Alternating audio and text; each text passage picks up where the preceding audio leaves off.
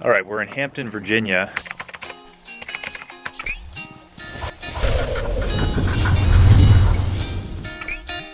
So the whole idea was to get involved with this salty dog rally so we could be around other sailors that had more experience.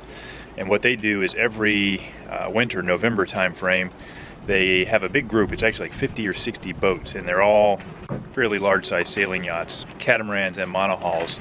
And they'll go from Hampton, Virginia down to the Caribbean. Half the group, or not half, a little more than half goes to the Virgin Island, and about 25–30% of the boats go to the Bahamas.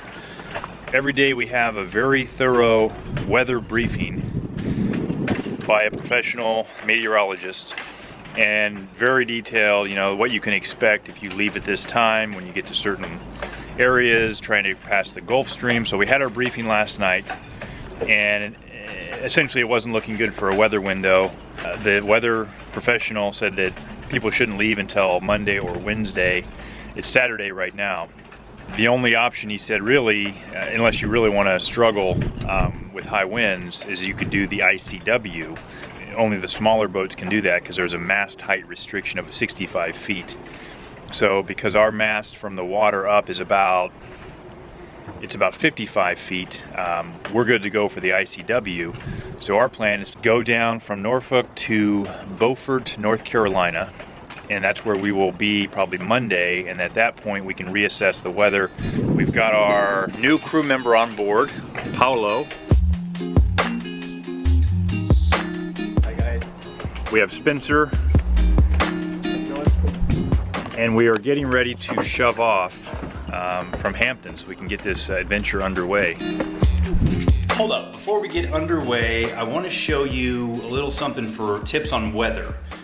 Critical to any sailing trip is to monitor the weather closely. And so I like to throw in little tips for you if you're a new sailor that you might be able to use in your own life. So there's an app that I have, and a lot of people know of it, and it's called Windy. It's something I highly suggest downloading on your phone and on your tablet. Now, I'm not getting paid by Windy. I just like it. I think it's a good app. So let me show you a little bit about, you know, what it does and how to monitor weather using Windy and how cool it is. I'm gonna open it right there. And, well, that's kind of crazy, just to show you just something interesting. This is off the coast of California right now. And you can see it shows you the wind direction and including the power of the wind. Obviously the red is more intense, green is more light wind. East Coast, off the coast here. But it's really an awesome program. Not only does it show you the wind, you can click on other things like currents. So I changed it to currents. Here's the Gulf Stream. So intense current going north on the Gulf Stream. So really a cool app, and I highly suggest looking into it and monitoring it before you take off sailing.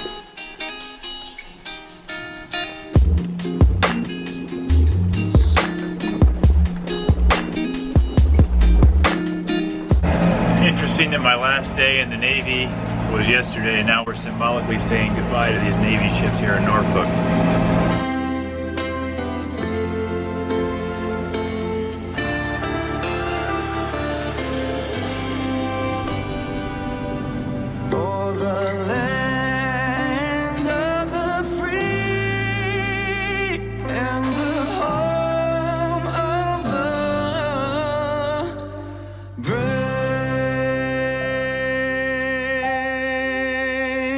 We're motoring, so it's going to be a little loud for the viewer. However, we're entering, what is this, like the shipping zone of Norfolk? Shipping docks. We're heading on to the ICW. So we gotta go past Norfolk, enter the Cape Elizabeth River, and then we're gonna be taking the Virginia Cut portion, just because it's a little bit deeper and wider than the Dismal Swamp section. And we're gonna try and take that to about mile marker 50, and we're gonna stop at Coin Jock, I think is how you say it, not quite sure, and hopefully get a marina there. So that looks like there's about 4 marinas, so we can stay somewhere in there for the night and refuel and rest up for the next leg. The Intracoastal Waterway, or ICW, is an inland waterway along the Atlantic coast of the U.S. Now, actually, it even runs along the Gulf of Mexico, but we're going to focus on the portion that goes along the east coast of the U.S. near the Atlantic Ocean. Now, some sections of the waterway consist of natural inlets, rivers, and bays, while other portions are artificial canals that have been dredged. The benefit for us in using the ICW is to avoid the bad weather in the ocean, but the downside is that it's going to take us quite a bit longer. We're going to have to use the motor most of the way instead of using the sails, and as you can see here, just this short route from Norfolk to Beaufort, North Carolina, is going to take us a few days because of all the twists and turns. Some areas are also very narrow and shallow, so we have to always be on guard watching the depth to make sure we don't run aground. Alright, let's keep going.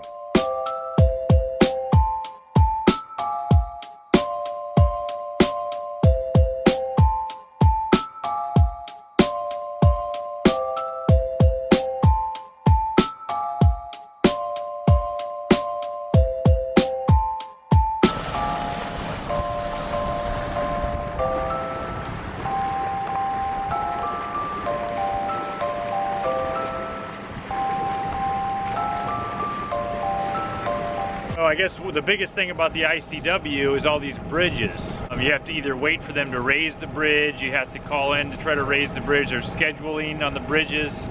But some of the bridges are simply fixed at 65 feet, in which case we can go under them without a problem, even if it looks a little too close for comfort.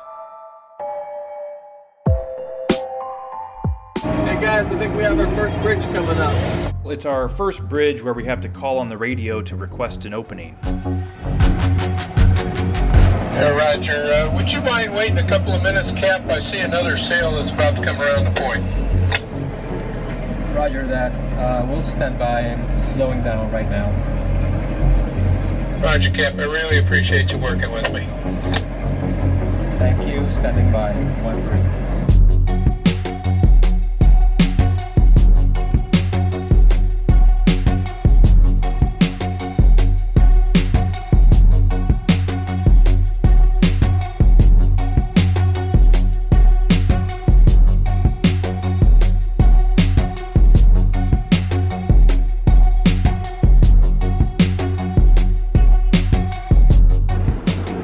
Second bridge, Bascule Bridge.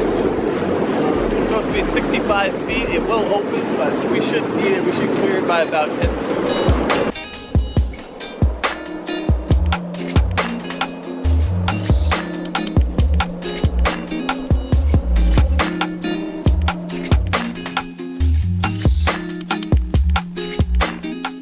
Next up, we encounter our first lock. We're going to be in the lock in a few minutes. You got to stay on your guard with this ICW because you got bridges, locks, and they come up quickly.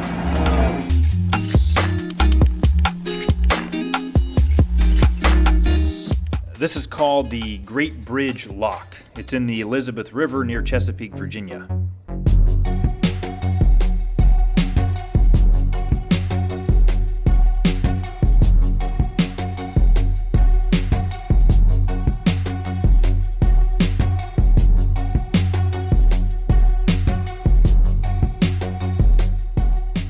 And we're off.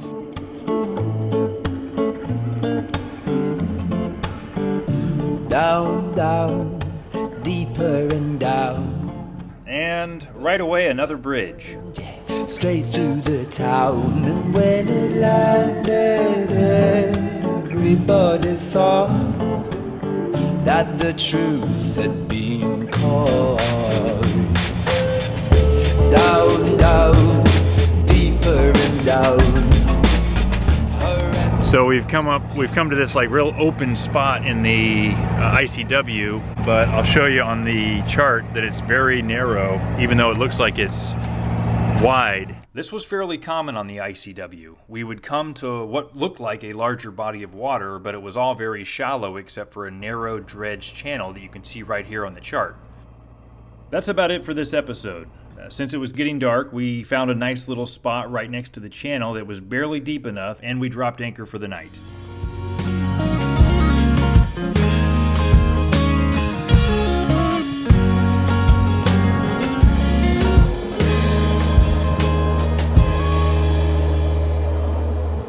we sat on a Sunday afternoon underneath the pine trees, just reminiscing on the days that had gone and looking back